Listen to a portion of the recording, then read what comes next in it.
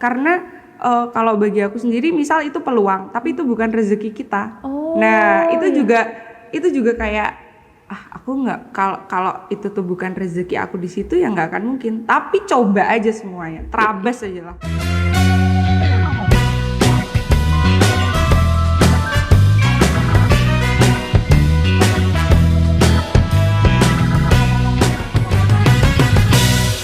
Assalamualaikum warahmatullahi wabarakatuh. Halo Sobat IMAPS, kembali lagi di Ngopi, ngobrolin perkuliahan IMAPS. Hari ini kita bakal asik banget karena bakal ngobrolin tentang brand yang kece, namanya Glody Outfit. Aku udah sering kepo tentang Glody Outfit tapi belum sempet beli, dan akhirnya hari ini kita langsung ketemu dan berbincang dengan ownernya langsung. Kita akan kupas tuntas nih perjalanan Glody Outfit dan juga gimana sih sekarang udah seperti apa gitu. Langsung aja nih kita kenalan sama narasumbernya, ada Kak Engel, silahkan. Oke, halo teman-teman semua, kenalin nama aku Engel Sriwahyuni. Biasa kalau di kampus panggilan aku adalah Angel, bisa Engel juga.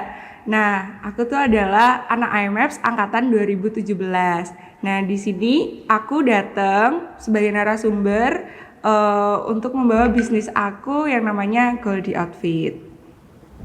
Oke, Glody Outfit ini adalah bisnis yang ada di bidang fashion ya, ya Kak ya? Iya, bener banget. Sebelum pertama nih kita mau bahas tentang masa lalu lah ya istilahnya. Boleh. Sebelum masuk ke dunia fashion, pernah coba di tempat lain gak sih? Pernah banget, jadi tuh aku nggak semata-mata langsung masuk ke fashion. Karena sebenarnya usaha aku tuh, aku udah latihan tuh dari SD teman-teman. Di SD itu aku udah mulai karena mama aku penjahit. Nah, penjahit itu kadang ada kain percanya kan. Nah, di kain perca itu sisa-sisa itu dibikinin kuciran rambut. Nah, itu aku jual ke teman-teman SD aku dengan harga waktu itu 1.000 2.000, dan itu tuh masih affordable banget. Nah, mulai dari situ aku udah belajar gimana caranya ngatur barang, terus ngasih harga. Nah, setelah itu aku di SMP aku mulai jualan. Waktu itu aku tahu banget, aku ngerengek banget pengen diminta bapak minta beli sama mama HP BlackBerry. Nah, di situ untuk HP BlackBerry pertama aku itu aku pakai jualan coba. Karena memang aku dari dulu tuh suka banget interaksi sama orang sosial, terus juga kenal orang baru tuh aku suka. Itu tuh wawasan bagi aku. Nah, di situ aku COD sama orang-orang, bikin grup jualan di BlackBerry ku itu, dan finally aku jualannya tuh jam tangan. Ya mungkin itu masih bagian dari fashion ya. Jam tangan, sepatu, tapi waktu itu masih sepatu yang KW-KW. Nah, beralihlah di SMA. SMA itu fashion lagi mungkin. Iya, masih fashion karena aku menjual barang-barang stock lot. Nah, barang-barang stock lot itu kayak sisa-sisa ekspor, impor kayak gitu-gitu aku jual. Jadi tuh ada brand misalnya Quicksilver, celana surfingnya itu aku jual dengan harga yang jauh banget sama yang di store-nya. Jadi misal di store-nya tuh masih 600.000, aku bisa jual tuh 200.000. Nah, itu udah dapat untung. Itu petualangannya ya bisa sampai ke Salatiga, dan pernah ada ketipu barang itu, dia bilangnya ori KW jadi KW juga. Nah, itu tuh dari kegagalan-kegagalan itu aku belajar. Nah, abis SMA kan masuk nih di perkuliahan. Di perkuliahan itu karena teman-teman aku tuh pada bilang aku tuh jago masak. Makanya aku tuh kayak apa aku coba ya di bidang kuliner. Nah, setelah aku coba itu, kuliner pertama yang aku coba itu adalah pisang nugget. Karena waktu itu masih booming-boomingnya lah, pisang Haniki dan segala macam. Nah, itu aku bikin nama brandnya Moro Banana. Nah, Moro Banana itu gagal, dan tapi nggak nyerah nih, masih coba lagi. Setelah Moro Banana itu gagal, aku coba lagi usaha kuliner juga, bakso bakar. Iya, karena rumah aku tuh asalnya di pantai selatan, jadi aku coba bakso bakar. Nah, di Jalan Lintas Selatannya Terus setelah itu juga gagal karena aku tinggal ke Taiwan untuk student exchange. Oh, jadi waktu masih sibuk berbisnis sempat student exchange juga ya, Kak? Iya, sempat karena itu salah satu kewajiban aku menjadi mahasiswa dari IMAPS. Oh iya, teman-teman mahasiswa IMAPS wajib banget buat student exchange apapun kondisi kalian ya. Iya. Mau punya bisnis sebesar apa itu syarat untuk lulus. Iya. Terus gimana itu, Kak, lanjutannya? Ya setelah bakso bakar itu barulah aku memulai coba-coba masuk ke digital marketing. Nah waktu itu tuh aku tuh masih tabu banget sama Shopee, Bukalapak karena waktu itu juga Shopee, Bukalapak, Tokopedia tuh baru secara tidak langsung seperti bakar-bakar duitnya, kasih free ongkir dan segala macem, undang-undang artis siapa-siapa untuk nge-branding Shopee kan. Nah tapi itu waktu itu aku mulai dari Bukalapak. Nah di Bukalapak itu aku iseng-iseng nyobain jas dan itu sama partner aku. Nah partner aku itu yang sekarang jadi suami aku sendiri. Tuh guys, partnernya jadi suaminya tuh. Teman-teman Iya. kalau cari partner bisnis tuh siapa tahu bisa jadi kayak kakaknya nih. Ya, nah dari aku coba-coba untuk masuk ke digital marketing kayak marketplace lah lebihnya Bukalapak, ternyata ada yang laku 1-2 dan waktu itu Goldie Outfit itu tidak mempunyai produknya sendiri karena kita juga belum punya penjahit, bener-bener kita cuma jual gambar doang. Nah di gambar itu sendiri kita kasih itu foto jas yang bagus. Nah kita posting, kita kasih harga. Tapi untuk perkiraan harga kita ambil ke misalnya kita udah tahu ada toko A, jual jas juga. Oh itu harganya misalnya 150, kita kasih 200. Jadi ambil untungnya masih tipis banget. Nah kayak gitu Lorian. Waktu awal mula aku memasuki bisnisku yang di bagian Goldie Outfit ini. Oke, jadi bisa dibilang udah kakak ini udah menemukan banyak kegagalan di hidupnya tentang bisnis. Nggak langsung sukses gitu. Enggak, teman-teman. Jadi emang perjalanannya luar biasa ya ternyata dari SD, jiwa bisnisnya dan mungkin berjuang banget apalagi waktu udah menghidupi diri sendiri waktu kuliah gitu Kak ya. Iya. Ya walaupun waktu kuliah tuh belum sepenuhnya menghidupi diri sendiri. Jelas masih ada faktor orang tua yang membantu. Ya. Tapi udah lebih better daripada kita tanpa melakukan apapun ya Kak ya. Udah ada penghasilan kakaknya ya. Iya, walaupun sedikit-sedikit. Iya, oke nih teman-teman. Buat kalian yang penasaran jasnya gimana, dari tadi udah terpampang di sini ya. Ini salah satu jasnya warna hitam. Ini jas buat cowok ya Kak ya? Iya, kalau ini kebetulan yang aku bawain itu contohnya untuk pria. Nah, ini yang setelan yang paling murah banget di Goldie Outfit. Jadi satu jasnya tuh hanya 250.000 dengan bahan yang seperti ini. Bagus ini Kak bahannya ya. Iya, sudah menggunakan tricot di dalamnya. Oh, Kufner. Tuh buat teman-teman yang mau perpisahan di SMA ini bisa tuh buat yang mau nikah. Ya, buat yang mau wisuda bisa juga karena ini harganya benar-benar affordable banget. Oke, bisa custom warna gitu Kak? Itu bisa, tapi kalau untuk custom sendiri itu ada perbedaan harga. Karena kan kita kalau misalnya custom berarti sesuai kemauan customer banget ya. Nah, itu tuh dari yang warna, size, model itu bisa banget custom. Oke, gitu teman-teman ya. By the way kakak-kakak tadi sempat bilang kalau sebenarnya ini awalnya untungnya tipis-tipis banget dan boleh jujur ya kita dunia fashion di Indonesia tuh udah luas banget. Mau kayak dia yang udah branded yang ataupun dia punya artis misalnya, dia punya influencer, brand ambassador besar. Apa sih yang bikin kakak punya keyakinan untuk terjun? Oke, gue jual jas dunia fashion, gue bakal terus jalanin itu dan sungguh-sungguh apa Kak? Mau fun fact nggak? Boleh nih. Fun fact-nya itu aku dan partnerku memulai bisnis kita itu nggak pernah yang dari hal yang kita suka. Oh, saya kira suka fashion.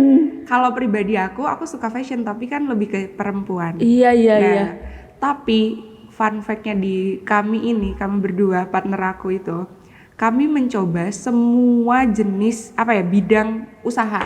Karena rezeki itu kita nggak tahu dari keran yang mana bakal kebuka kan, atau dari pintu yang mana yang bakal kita tahu itu tuh ada buat kita. Nah makanya itu kita nyoba dari yang yang apa tuh namanya, pisang nugget, dari yang bakso bakar, yang stoklot, itu semua kita cobain sampai ke jas yang orang-orang tuh bahkan nggak expected bahwa jas ini tuh bakal bisa jadi orang kaya loh kamu. Kamu bisa menghasilkan dari sebuah yang namanya jas loh. Apalagi kamu tuh bukan desainer, aku maksudnya. Aku dan partnerku itu bukan seorang desainer, tapi kami tahulah oh itu bagus, oh itu jelek berdasarkan kain dan lain-lain, dan itu juga perlu belajar karena nggak ada namanya di bisnis itu kalau nggak belajar. Kita tuh sebagai manusia, walaupun kamu misalnya kamu jurusan matematika, kamu jurusan yang bukan manajemen tentang kewirausahaan, tapi kita kan nggak tahu kayak besok tuh kita jadi apa. Jadi kita tuh memang harus terus belajar hal-hal yang kita tidak tahu. Dan di situ tuh Goldie yang awalnya aku sama sekali nggak punya kenalan orang India nih, dan aku jadi punya kenalan orang India untuk ngajarin aku ini kainnya bagus loh, ini kainnya jelek, ini kainnya biasa aja. Di situ kami berdua belajar untuk selalu meningkatkan kualitas di produk kami. Jadi meskipun nih Kak, aku tuh nggak suka fashion, aku pengen coba karena ada kebutuhan dan peluang di situ. Aku harus coba dan belajar di situ ya. Nggak semata-mata cuma peluang, tapi peluang tuh memang penting untuk dilihat karena kalau bagi aku sendiri misal itu peluang, tapi itu bukan rezeki kita. Nah itu juga kayak aku nggak, kalau itu tuh bukan rezeki aku di situ ya nggak akan mungkin. Tapi coba aja semuanya, terabas aja lah. Ya guys, jangan menyerah dalam satu sisi ya, gagal sekali langsung loyo, waduh. Kita harus kuat-kuat ya Kak kalau jadi pembisnis ya. Harus lah, mentalnya tahan banting. Tapi selama perjalanan itu Kak, sebenarnya tantangan paling besarnya apa sih di dunia fashion? Kalau di dunia fashionnya sendiri itu sebenarnya bagi aku ya jelas-jelas kita tahu dunia fashion itu udah benang merah di Indonesia. Jadi banyak banget yang ngejual. Kalian sekarang buka Shopee deh, pasti banyak banget. Itu masalah yang aku tanyain Kak. Shopee jas murah atau paling murah lebay misalnya gitu ada kan? Itu bakal ada di paling atas. Gimana itu Kak? Nah, sebenarnya problemnya itu bukan di fashionnya sendiri, tapi ya kita tahu sendiri sih sekarang problemnya dunia fashion tuh memang sudah benang merah di Indonesia. Karena ya udah banyak banget yang jualan tuh berani murah dan segala macam. Tapi satu problem yang aku pernah ngerasain selama di dunia fashion itu gini. Karena zaman sekarang itu udah pinter-pinteran. Sekarang tuh kalau kita sadar ada satu alur yang dihilangkan semenjak ada digital marketing ini. Jalurnya apa yang dimaksud? Biasa kan dari produsen ada distributornya, baru masuk ke supplier dan ke pembeli. Nah, B2C namanya.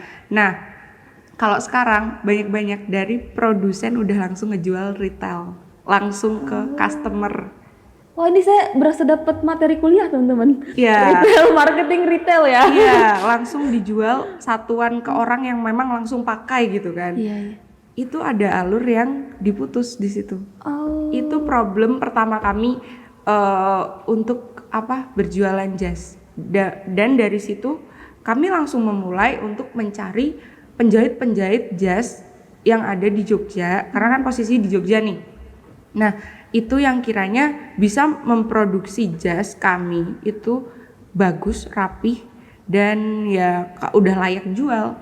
Dan itu tuh prosesnya bener-bener take time sama habis-habisin duit.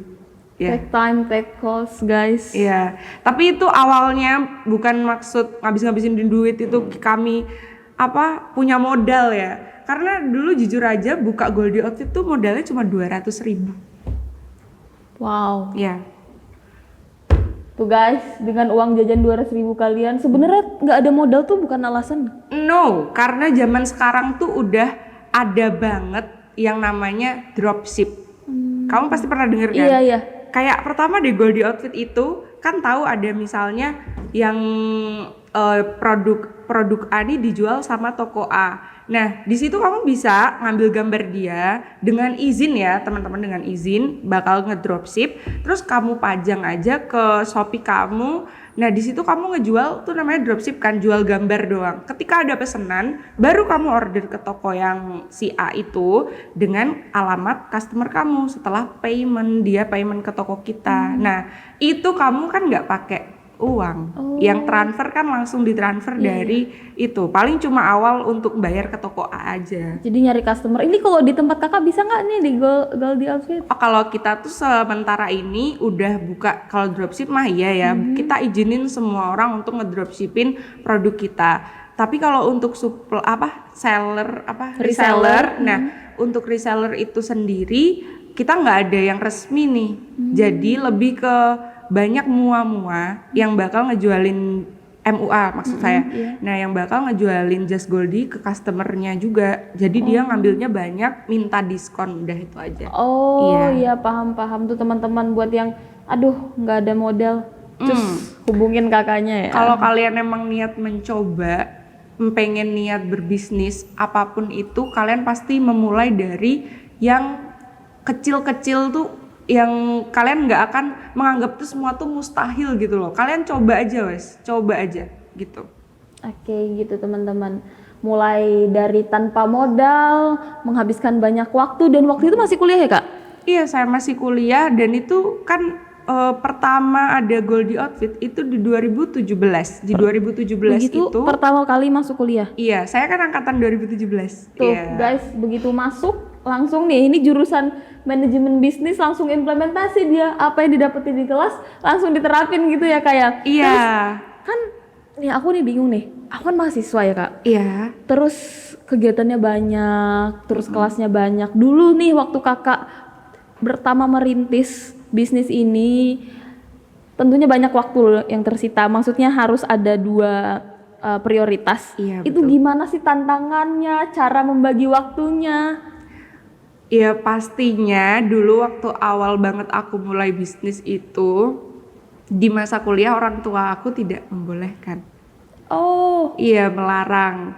Nah, tapi aku pinter-pinter lah ya. Aku bilang, "Ma, Pa, aku tuh bersaudara 3. Jadi kalau aku nggak berusaha dari sekarang untuk mencari tambahan pendapatan, kayaknya nggak bisa deh. Apalagi ya itu tadi aku harus exchange, bayar tuition fee di UMY dan segala macam. Nah, seperti itu. Jadi aku kalau untuk tantangan yang problem selama aku kuliah tuh itu.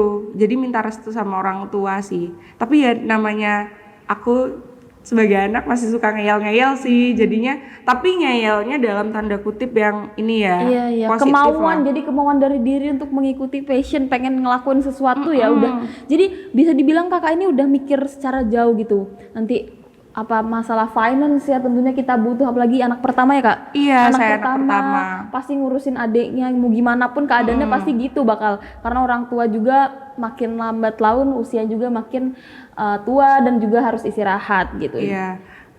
Aku kasih satu fun fact lagi ya. Fun fact-nya lagi bukan fun sih ini sebenarnya. Aku tuh pas masuk UMY pertama, aku tuh emang kekeh pengen ngekos, dan orang tua aku tuh sebenarnya tidak punya budget untuk aku ngekos. Tapi salah satu trik aku dalam menghadapi itu, aku bisnisin kos barunya yang di sekitar UMY. Aku marketingin, dan bener-bener satu kos baru tuh kamarnya misalnya ada 20 kamar. Nah, itu hampir semuanya aku yang isi. Wow. Anak-anak UMY. Makelar ini kak. Ya seperti itu sih ya. Itu pintar melihat peluang ya. Iya, karena aku gimana lagi, aku nggak punya uang, aku pengen ngekos. Karena kalau nggak ngekos, rumah aku jauh kan, pojok pantai itu. Sedangkan kampus aku nih di mepet kota, ya kan. Nah, jadi aku kayak mikir gitu buat gimana caranya aku punya uang untuk aku bisa ngekos sendiri tanpa minta ke orang tua, tanpa ngerengek, dan itu ya seperti itu. Wow, dijawab dengan bisnis. Jadi Pas itu balik banget. lagi kakak pindah kosan itu sebenarnya buat efisiensi waktu juga ya, Iya bagi waktu bener, gitu. iya karena kamu kan tadi tanya gimana cara mengatur waktunya. Salah satunya itu karena gimana pun ya kalau misalnya kita di kota tuh internet lebih lancar, kan itu lebih untuk upload iklan ke Shopee, Iya. ke Bukalapak tuh lebih enak. Nah kalau misalnya di rumah aku tuh masih desa banget, bahkan kita waktu itu mau pasang wifi pun belum bisa di desa aku itu. Oke. Nah makanya itu salah satunya itu kayak gitu. Wow ya teman-teman, jadi jiwa pembisnis itu tidak akan menyerah dengan satu keadaan yang tidak mendukung dia. Iya, Dia bakal terus. iya Nah, betul. Malah privilege aku tuh karena aku anaknya orang nggak punya. Bukan aku mendapatkan privilege dari bapak aku seorang yang kaya, no. wow, don't judge people by cover. Aku kira kakaknya orang yang udah awalnya ya begitu sampai nih mau podcast, wis kaya nih kakaknya gitu. Ternyata ada di balik itu ada banyak perjuangan gitu ya kak ya. Iya, jelas itu. Oke, mungkin pertanyaan yang sebenarnya ini klasik tapi tetap harus ditanyakan karena kakak udah expert lah, maksudnya udah salah satu yang sukses. Itu Amin. tips and trick buat kita nih, buat saya, buat teman-teman penonton yang masih jadi mahasiswa dan baru mau mulai start bisnis, itu gimana kak? Apa yang harus kita lakuin? Aku itu sama teman-teman tuh sering banget adik-adik tingkat nih. Emang pertanyaannya sama kayak kamu. Kan Kak, emang gimana udah sih? sering banget Iya, pasti ya. gimana sih memulai usaha? Tapi aku tuh selalu bilang ke mereka, kamu nggak akan tahu kalau kamu belum coba. Karena jadi kamu tuh memang harus mencoba. Bener kata salah satu dosen aku, namanya Pak Miftah. Oh, Pak Miftah, ya. Iya, dia pernah bilang ke kelompok kewirausahaan kami itu tuh kamu nggak akan tahu kamu ini bakal laku atau enggak tuh kalau kamu belum coba.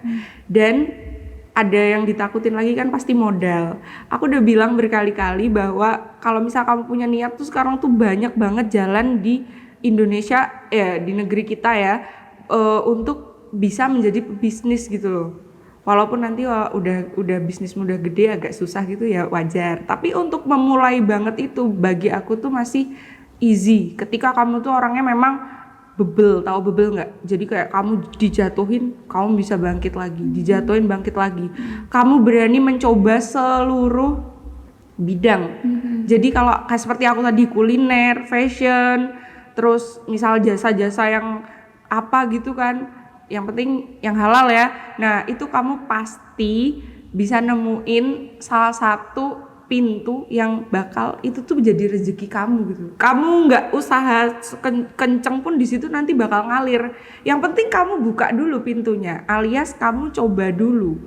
Jangan takut untuk memulai. Cuma itu aja. Nah, yang biasa jadi problem ini kak, idenya segudang, passionnya segudang, suka ini, suka itu.